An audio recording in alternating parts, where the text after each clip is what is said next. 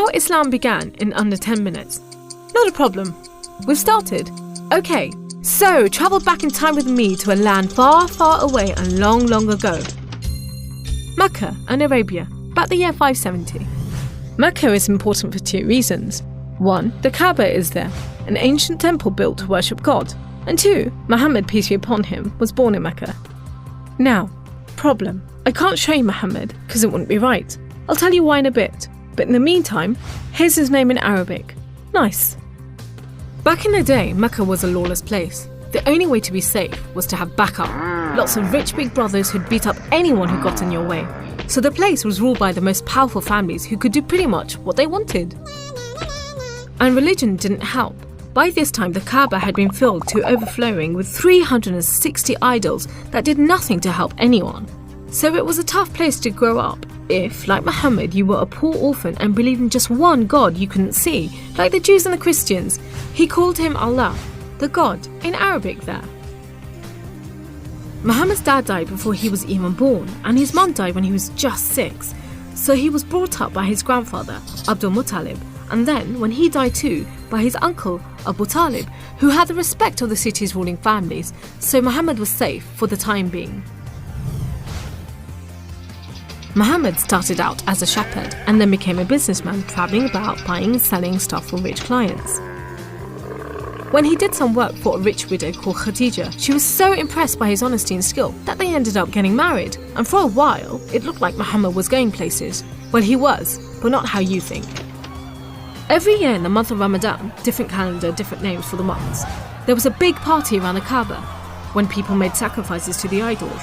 Muhammad hated it, so he'd get out of town and sleep in a cave he'd found on top of a nearby mountain. One night, Muhammad's praying to Allah when wham! There's the angel Jibreel, you might say Gabriel, standing right in front of him. Read, says the angel, but Muhammad couldn't read. No schools, you see. Jibreel keeps on at him. 3 times he says, read. Then he grabs hold of Muhammad and wham! Again, it's like Muhammad's learnt the words off by heart. So he recites the message out loud. Read in the name of your Lord, who created man from a drop of blood. Read, for your Lord is most generous. He who taught by the pen, taught man what he did not know. It was a message from Allah. God was speaking to him just like he'd spoken to the prophets in the Jewish and Christian holy books, which meant he was a prophet too. The messages continued for the rest of Muhammad's life. Allah gave him the words to say and the prophet recited them. The words were written down by his friends, and years later they were collected together and became the Muslim holy book, the Quran, which means recitation, because Muhammad recited it, you see? Anyway, that was much later, so back to the night of power. Muhammad tells his family, then his friends, and eventually everyone about Allah, that he's the one and only God, that he wants everyone to be treated fairly, and long story short, it didn't go down well with the ruling families of Mecca, who liked things just the way they were, thank you very much. You see, Islam means obedience to Allah, and Muslim means someone who obeys Allah, and the ruling families didn't want anyone obeying anyone else but them. So the people who believed in Muhammad's message, the Muslims, were given a hard time. Some were even tortured and killed. A few of them managed to escape to Abyssinia, Ethiopia. But most were stuck in Mecca. Muhammad also had to cope with the death of his wife, and then just a few weeks later, his uncle too. Feeling very down, he went to the Kaaba to pray to Allah one night. Then, the weirdest thing happened. Jibreel turns up, sits him on a winged horse called Al-Buraq and flies him all the way from Mecca to Jerusalem. He prays with all the prophets who have ever lived. Then, he's taken up to the heavens to chat with some of the prophets, and then into paradise itself, where Allah tells Muhammad to pray 5 times a day and to stay strong. He's returned to Jerusalem and then flies back to the Kaaba in Mecca. We call it the night journey, and Muslims still argue whether it was a real experience or a vision, but whatever, it gave Muhammad a much needed boost, and just as well, because there were more tough times ahead. So, there was this other city called Yathrib. The people there heard about Muhammad and his message and invited him and his followers to join them. A few at a time, the Muslims left Mecca and made a dangerous journey across the desert to Yathrib. It's known as a hijra, which means migration, you know, like birds do. Muhammad and a few of his friends stayed in Mecca until everyone had got away and then made plans for their own escape. But the ruling families wanted to kill Muhammad while they still could, so 7 sons, one from each family, were sent in the middle of the night to stab the Prophet while he slept. But he was way ahead of them, and when they burst into the house, Muhammad was gone. Trackers were sent out to hunt him down.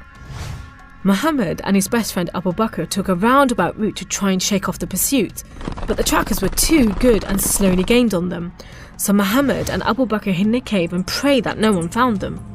The trackers found the cave all right, but they didn't bother going in to search. There was no way Muhammad could be inside, they thought. There was a spider's web over the mouth of the cave and a nesting bird at the entrance. He must have given them the slip. So off they went, leaving Muhammad and Abu Bakr protected by a spider and a bird.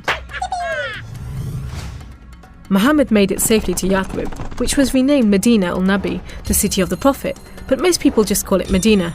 But Muhammad's worries weren't over yet. There were 3 big battles between the Muslims and the Meccans. First, the Battle of Badr, when Muhammad and just 313 men faced 1,000 Meccan soldiers. Miraculously, the Muslims won. Then there was the Battle of Uhud, which didn't go so well. Some of Muhammad's men disobeyed his orders and ran off during the battle to raid the Meccans' camp, and so the Muslims were outmaneuvered. Then there was the Battle of the Trench. Medina was protected on 3 sides by mountains, so when the Meccan forces advanced in the city, the Muslims just dug a deep trench. The Meccans made camp, but the weather was terrible. Pouring rain put out their fires and howling winds blew down their tents. Eventually they gave up and went back to Mecca. It was all a bit embarrassing. They were losing the respect of the local tribes who were flocking to join the Muslims. So a peace treaty was signed at Hudaybiyah. But it wasn't long before the Meccans broke it. Muhammad decided that enough was enough. By now he had over 10,000 men, so he led them across the desert to Mecca. The ruling families realised they'd made a huge mistake, but it was too late. All they could do was surrender and hope that the Muslim army killed them quickly. But Muhammad said there should be no more fighting. He rode into Mecca and went straight to the Kaaba. He circled it 7 times anti-clockwise and smashed all the idols, rededicating the Kaaba to Allah. And that's why I'm not going to show you Muhammad. The Muslims wanted to make it totally clear that they only worship the one unseen God. So they didn't have any pictures of Muhammad in case anyone thought he was an idol, and they didn't have any pictures of Allah because he's like nothing on earth, so it would be impossible to draw him anyway. So there you go.